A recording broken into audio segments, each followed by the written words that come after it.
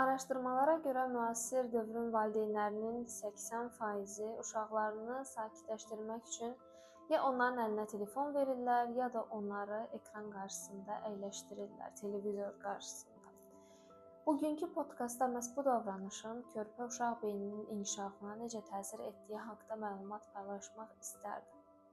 İnsan beyni doğulduğu əndən ətraf mühitin qıcıqlarına məruz qalır. Bu qıcıqlar sayəsində beynimizdə saysız-hesabsız sinir impulsları yaranır və biz yeni vərdişlər öyrənirik. Öyrəndiyimiz bu vərdişləri isə daha sonra həyatımızın digər mərhələlərində tətbiq edirik. Məsələn, danışmaq, yerimək, qarşıdakı insanları başa düşmək, empati qurmaq və s. Və digər tərəfdən bizim beynimizin daha bir maraqlı xüsusiyyəti var. Beynimizdə dopamin adlı bir maddə ifraz olunur. Bu maddə xoşbəxtlik hormonudur. Müəyyən davranışlardan sonra ifraz olunan bu maddə sayəsində biz özümüzü daha gümrah, daha gözəl, daha xoşbəxt hiss edirik. Baxmayaraq ki, bu hissiyat uzun müddət davam eləmir, amma buna rəğmən biz bu hissiyatı daim hiss etmək istəyirik və bunu hətta yemək yeyəndən sonra da hiss edirik. Ancaq digər tərəfdən bu dopamin, xoşbəxtlik hormonu bizim bədənimizdə insan orqanizminin asılılığa meylliliyinə də səbəb olur. Necə? Məsələn, hər hansı bir şeydən sonra ifraz olunan dopamin hormonu bizi məcbur edir ki, həmin şeyi gələn dəfədə edək, yenə bu hissiyatı dadaq.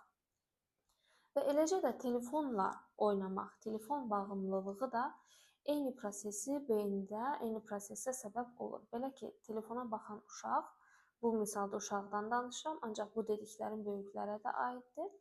Telefona baxan uşaq telefonda gördüyü görsəl effektlərin təsirindən daimi dopamin hormonu ifraz edir və o yenidən bunu görmək istəyir və beləliklə bir yerdən sonra artıq asıllıq formalaşmağa başlayır.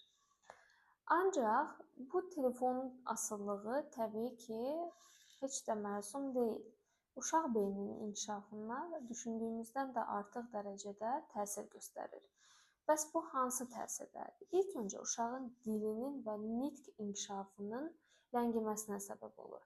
Belə ki, insan övladı danışığı öyrənmək üçün onun təqlidinə və qarşılıqlı ünsiyyətə ehtiyac duyur. Yəni, uşaqlar bir şeyi görürlər, onu təqlid etməklə öyrənirlər. Bəlkə telefon ekranında nəyisə görüb təqlid edə bilərlər.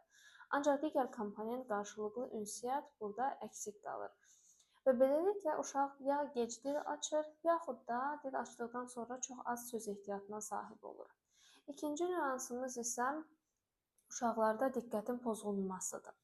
Belə ki, ekranda gördüyümüz şeylər, hadisələr çox qısa zaman ərzində baş vermiş şəkildə bizə çatdırılır. Təbii ki, real həyatda bir hadisənin baş verməsi üçün daha uzun müddət lazımdır və bu proses heç də düz bir xətt kimi davam eləmir. Fərqli enişləri, çıxışları olan bir prosesdir. Ancaq telefonda gördüyümüz görsəllərdə isə hər şey saniyələr içində başlayır, olur, bitir. Və körpə beyni buna alışır. Daha sonra real həyata keçdikdə baş verən proseslərə diqqətini tamamilə verə bilmir. Çünki o öyrəşib ki, proses tez baş versin və bitsin. Və burada artıq diqqətini toplaya bilmir, konsentrasiya ola bilmir. Bu isə onun həm daha sonraki həyatına, dərslərinə maneçilik törədir, həm də ki, olduğu mühitdə tamamilə inkişaf eləməsinin qarşısını alır və belə uşaqlarda diqqət əksikliyi və hiperaktivlik sindromunun yaranma potensialı daha yüksəkdir. Bu haqqda da videomuz var. İstəsəniz kanalda, YouTube kanalımızda bu haqqdakı videomuza da baxa bilərsiniz. Üçüncü nüans emosional və sosial inkişafın gerilənməsidir. İnsan sosial varlıqdır. İnsanın insan kimi formalaşması üçün sosial ətraf mühitə ehtiyacı vardır. Eləcə də uşağın. Uşaq sosial mühitdə digərlərinin davranışlarına baxır, fərqli insanların fərqli situasiyalarda necə reaksiya verdiklərini öyrənir və bunları daha sonra gələcək həyatında da tətbiq eləməyə başlayır. Əgər uşaq bu sosial mühitdən təcrid olarsa, artıq onda sosial davranışlar inkişaf etməməyə başlayır. Yaxud da həddən artıq ləngiyir ki, bu da gələcəkdə onun şəxsiyyət kimi bir ortamda formalaşmasının qarşısını alır. Növbəti nüans uşaqlarda motor bacarıqlarının inkişafının zəifləməsidir.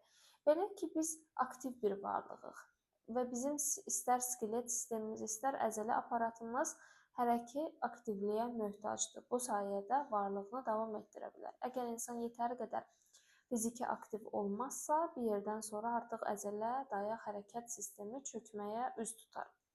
Və uşaqlar da bu həyatlarının ilk dönəmlərində xüsusilə bu çox önəmlidir. Uşaqların ətraf mühitdə aktiv şəkildə olması. Lakin ekran qarşısında oturan uşaq təbii ki, aktiv deyildir və bunlarda həm də kökəlmə meyilli yaranır belə uşaqlarda və kökəlmə nəinki böyük insanda, hətta kiçik orqanizmdə, balaca uşaqda belə böyük insandakı kimi fəsadlar törətməyə başlayır. Ki bu da təbii ki, arzu olunan hal deyil. Digər tərəfdən yuxu pozğunluqlarına gətirib çıxarır. İnsan orqanizmi ekranlardan gələn mavi şüa nəticəsində zərər görür. Belə ki, bizim beynimiz melatonin adlı bir hormon ifraz edir və xüsusilə də bu hormonu gecə qaranlıqda ifraz edir. Bu hormon sayəsində biz yatırıq, rahat yuxu alırıq və növbəti günə gümrah şəkildə başlayırıq. Ancaq yatmazdan əvvəl və ümumiyyətlə gün boyu bu mavi işığa, mavi ekran işığına həddən artıq məruz qalmaq melatonin hormonunun ifrazına pozulmasına gətirib çıxarır və uşaqlar ya gecə normal yatmırlar və bunun da nəticəsində gündüz vaxtı yetəri qədər gümrah aktiv olmurlar. Deməli, bu nüansları nəzərə aldıqda, sadəcə bu nüanslardan baxdıqda görürük ki, insan beyninin inkişafına həddən artıq ekran istifadəsi nə qədər zərərli təsir göstərir.